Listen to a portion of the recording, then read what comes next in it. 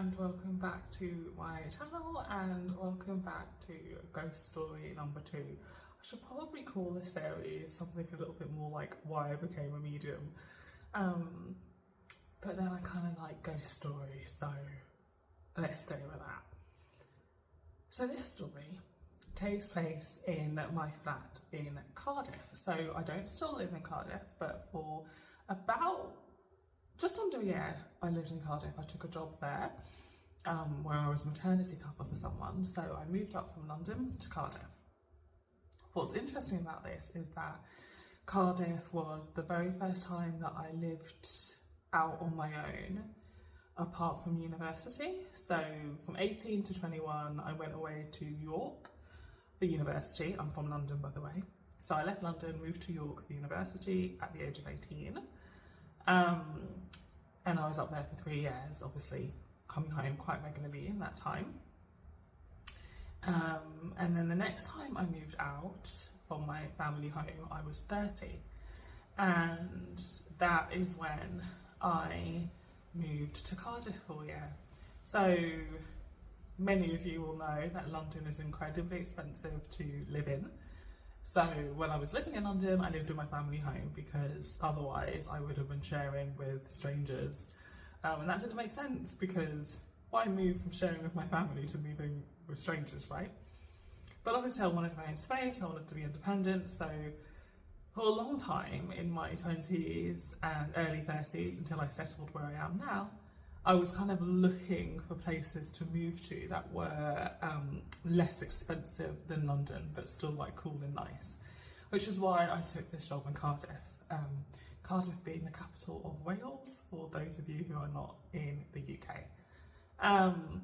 So I moved up to Cardiff for this cool job. I was able to rent a 1-bedroom apartment for myself, so it's super cool, but it's also the first time I'm living on my own. I come from a very big family. I'm the youngest of a very big family. I'm the youngest for my mum.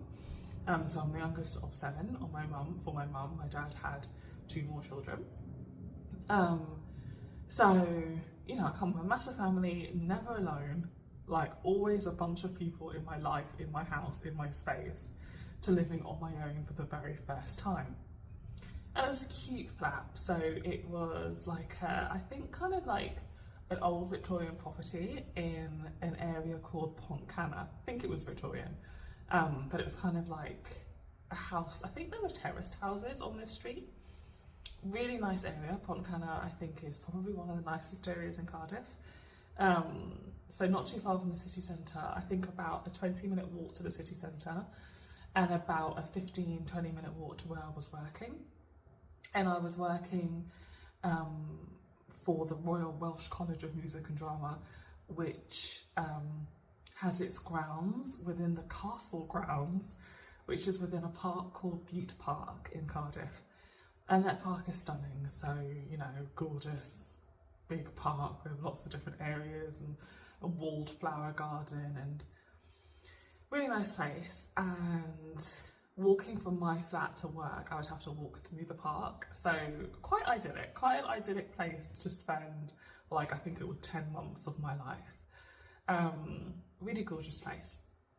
But I didn't really know many people in Cardiff, especially when I first started moving there. So when I first started living there. So it was a little bit lonely, definitely on the weekends when I wasn't working, before I found people that I really got on with. It was a little bit lonely. I'd be spending most of my time on my own. I would take myself out, get like a baguette, get a coffee or something. And then I'd have obviously friends coming to see me obviously as well quite regularly. But it was a little bit lonely. And I say all of this to kind of set the scene, set the tone, so you can imagine my mind frame when the next thing I'm about to tell you happened. So I was living in Cardiff in 2014. I moved the end of 2014, and I think I was there till the summer of 2015. So this is 10 years ago now, again, over 10 years ago. And my dad had died not that long before, so a few years before. So I have this photo of him, which I also have here on my windowsill that is facing me as I'm speaking. I had this photo of him framed, which I think in my flat in Cardiff was beside the telly. So my flat in Cardiff was on the top floor of this old Victorian house that had been converted into lots of different flats. So you'd come in through the front door, you'd go up the stairs, and I think you'd have to go up another flight of stairs till you got to mine. There was just my flat and another flat opposite. When you walked into the flat, on the right was the bedroom, kind of almost directly in front of you was the bathroom. On the left was the living room, which had a kitchen also, like, as part of it. So a very small flat, literally 3 rooms, right? And in my bedroom, you know, you kind of had a view of the whole flat from the bedroom.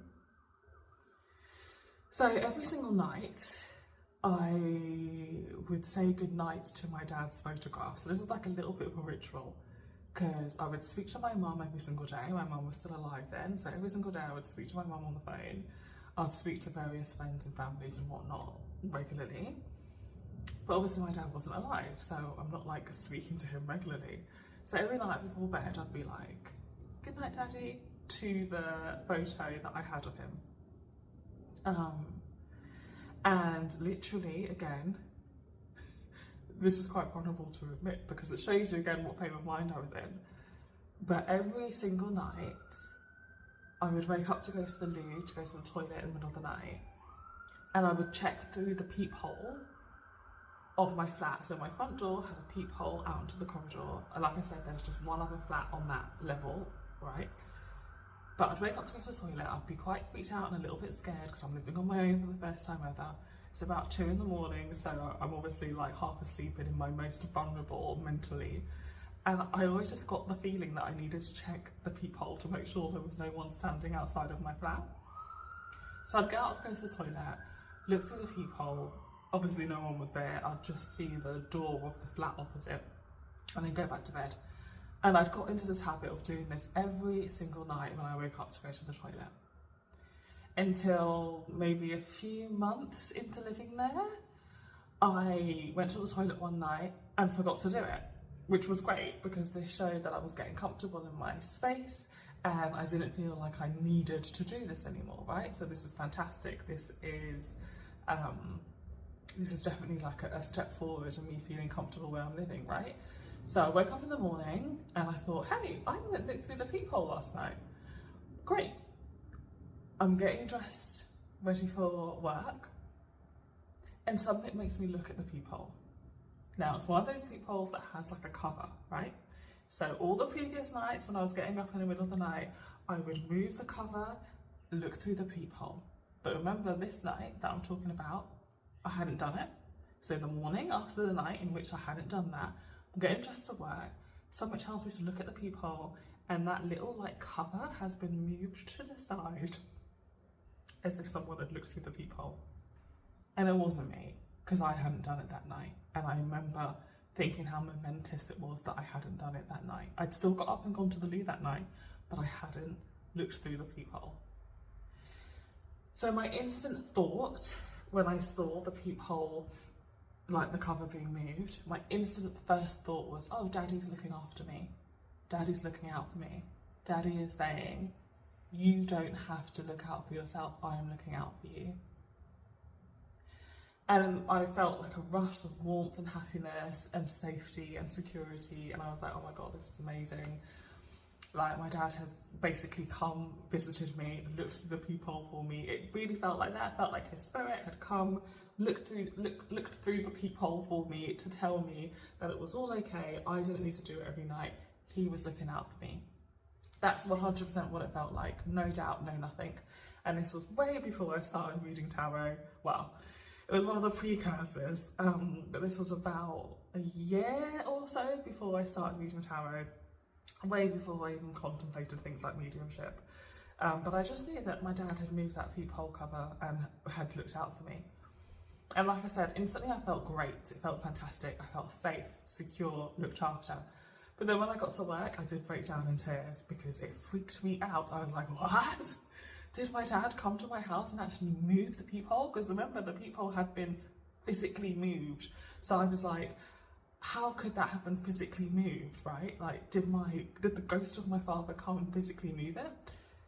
So then all day at work I kept thinking, oh my god, I'm going to get home and there's going to be like all of my drawers are going to be open and things are going to be moved. I suddenly, you know, got very into like a horror film and felt like I was going to get home and there would have been like a poltergeist or the ghost of my father moving things around.